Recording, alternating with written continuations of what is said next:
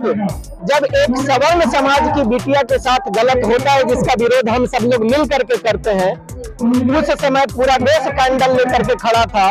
उसके बाद इस देश में नए कानून बनाए गए, पॉक्सो के एक्ट लाए गए। आज कहाँ गई वो समाज सेवी संस्थाएं? आज कहाँ गई वो महिलाओं की संस्थाएं? आज उन महिलाओं के मुंह में दही क्यों जम गया? क्यों नहीं वो अपनी आवाजें? कारगिल में लड़ाई लड़के हम पाकिस्तान को हरा दिए, लेकिन इन ब्राह्मणवादियों के सामने उन्होंने अपनी पत्नी की इज्जत न बचा सके। इससे दुखद और क्या होगा? हम सब लोगों को दूर बनना चाहिए। आजादी का अमृत महोत्सव मनाने जा रहा है, 76वां वर्षगांठ मनाने जा रहा है। और ऐसे समय में जब महिलाओं के साथ इस प्रकार का व्यवहार होता है तो बड़ा दुखद होता है। और तब और दुख होता है जब इस देश के गार्जियन, देश के प्रधानमंत्री, देश के जो बड़े बड़े लोग हैं, मंत्री परिषद में बैठे हुए लोग हैं, जो लोग अपनी चुप्पी साधे बैठे हैं, तब और दुख होता है।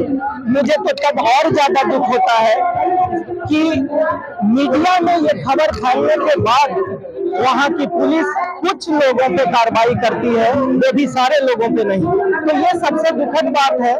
और मेरा तो ये मानना है कि मुझे लगता है कि इससे बुरा और क्या इस देश में हो सकता है कि इस देश की सरकार की नैतिकता खत्म हो जाए, उनको सरकार में रहने का।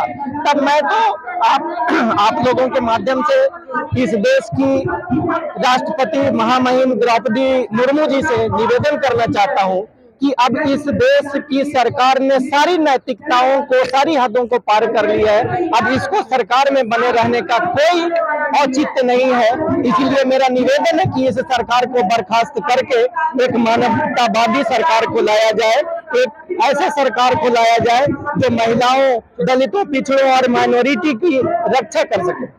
वही खबर ये भी आ रही है सर कि जो आरोपी है, मणिपुर के जो रेपिस्ट आरोपी है, वो आरएसएस में शामिल हो गए। यही है। तब तो ऐसा लगता है, अगर ये बात में सच्चाई है, तब तो ऐसा लगता है कि ये उग्रवादियों का, ये बहसी दरिंदों की पार्टी है। और इन दरिंदों की पार्टी को तो इस देश में रहने का कोई अधिकार नहीं है। ये गौतम बुद्ध की धरती है, ये भगवान बुद्ध की धरती है, जहाँ पे लोगों के अधिकार के लिए, दूसरों की असमत बचाने के लिए लोग अपनी जान में न्यौछावर कर देते हैं। और ये सरकारें वैसे लोगों को अपने यहाँ शरण देती है, तो बहुत दुखद है। और इनको सरकार में रहने का कोई औचित्य नहीं बनता।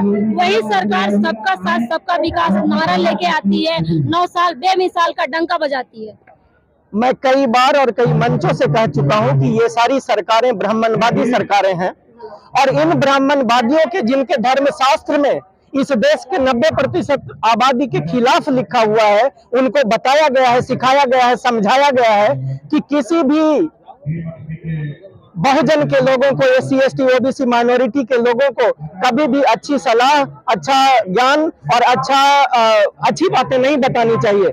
और जब ऐसे लोग सरकार में आ जाए, तब तो इनकी जो स्थिति हो रही है, वो अपने धर्म को वास्तविक में अपनाते हुए और उसको पूरी तरीके से पालन करते हुए दिखते हैं। और मैं मानता हूं कि वो लोग मनुस्मृति से इस देश को चलाने का प्रयास कर रहे हैं।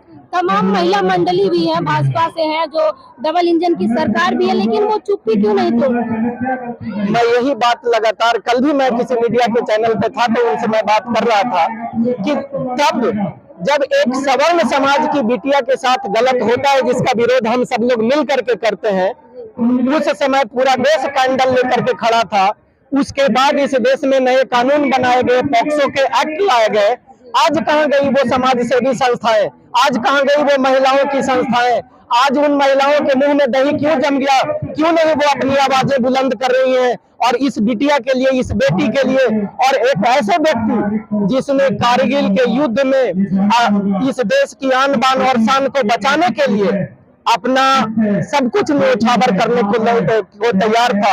और उनका स्टेटमेंट आता है जो मैं मीडिया के माध्यम से सुनने और जाना हूं कि वो कहते हैं कि कारगिल में लड़ाई लड़के हम पाकिस्तान को हरा दिए, लेकिन इन ब्राह्मणवादियों के सामने उन्होंने अपनी पत्नी की इज्जत न बचा सके। इससे दुखद और क्या होगा?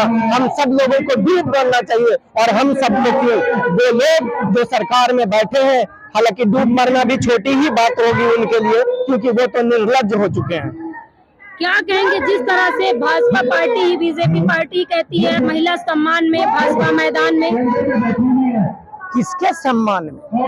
कौन सी महिला के सम्मान में? जिस देश की महिला एवं बाल विकास मंत्री ये कहती है कि हमारे प्रधानमंत्री को बात करने की जरूरत नहीं है, क्योंकि यहाँ बिहार की बात नहीं हो रही है, क्योंकि यहाँ राजस्थान की बात नहीं हो रही है।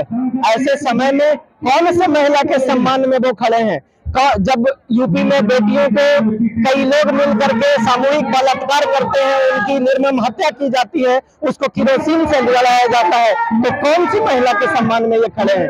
जब बेटियों का नग्न परेड कराया जाता है तब भी ये लोग नहीं अपने आप को आगे लेकर के नहीं आते हैं, उनकी असमत को बचाने की काम नहीं करते हैं। और आपने खुद ही कहा कि वो आतंकवादी लोग, वो क्रूर लोग, वो शैतान लोग इनकी ही पार्टी में शामिल हो गए हैं, तो किसकी असमत ये बचाने की बात कर रहे हैं? अभी कल ही सदन में स्मृति ईरानी ने छाती पीट के चीख के कहा कि अगर बात मणिपुर की है तो बात होनी चाहिए छत्तीसगढ़ की, राजस्थान की, तमाम राज्यों की बात होनी चाहिए।